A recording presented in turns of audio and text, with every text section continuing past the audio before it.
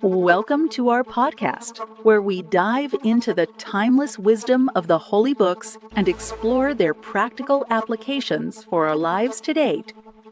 In this episode, we're delving into a topic that affects us all: money. Yes, money. It's a subject that can sometimes stir up mixed emotions and even controversy. Today, we're going to approach it from a biblical perspective that might just change the way you think about wealth. You see, the Bible doesn't view money itself as inherently evil. It's the wrong perspective and attitude towards money that can lead to detrimental consequences. To set the stage, let's start with a powerful quote from Deuteronomy. "But remember the Lord your God, for it is He who gives you the ability to produce wealth, and so confirms His covenant."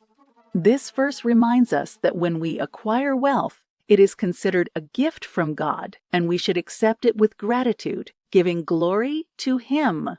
Now, let's address the first danger of money. Have you ever felt that money is the pillar of life, something you rely on for security and identity? Well, you're not alone.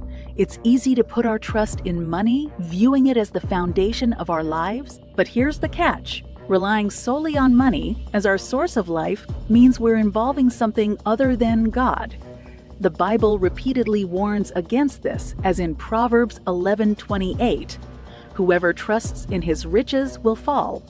A powerful reminder that true security lies in placing our hope in God, not in material possessions. But wait, there's more. The second danger of money creeps in when we become too comfortable with our wealth. We may start to love money because it becomes the source of our comfort. However, the Bible cautions us against this love of money in 1 Timothy 6:10. "For the love of money is a root of all kinds of evil." This verse reminds us that our hearts can easily be led astray when we prioritize money above all else. Now, let's delve into the third danger of money: greed. When we fall into the traps of loving money and placing our trust in it, we become consumed by greed. We start to take more than we give. But the teachings of Christ invite us to a different path, a path of generosity. Just as Christ gave everything, even Himself, for humanity, we are called to give as well. This is beautifully expressed in Luke 12:15. Watch out. Be on your guard against all kinds of greed. Life does not consist in an abundance of possessions. The fourth danger of money is one that can truly enslave us if we're not careful. Picture this: becoming a slave to money. It might sound far-fetched, but it's a danger we need to be aware of. The Bible presents the servitude to money as the opposite of our love for God. In Matthew 6:24, we read, "No one can serve two masters.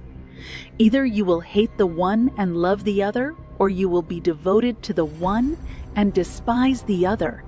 You cannot serve both God and money." This verse reminds us that our devotion cannot be divided between God and the pursuit of wealth. Let's repeat that powerful message. No one can serve two masters. It's a clear call to examine our priorities and ensure that we're not allowing money to take the place that rightfully belongs to God in our lives. So, why is servitude to money such a danger? Well, it's not just about being enslaved. It's about being drawn away from God.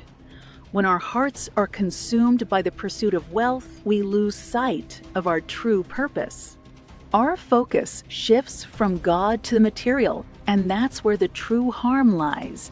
Now, let's take a step back and reflect on the bigger picture, the biblical view of money. As we've learned from the verses we've explored, money itself is not considered evil. It's our perspective and relationship with money that can lead us astray. The Bible reminds us that money is not the ultimate goal of our lives.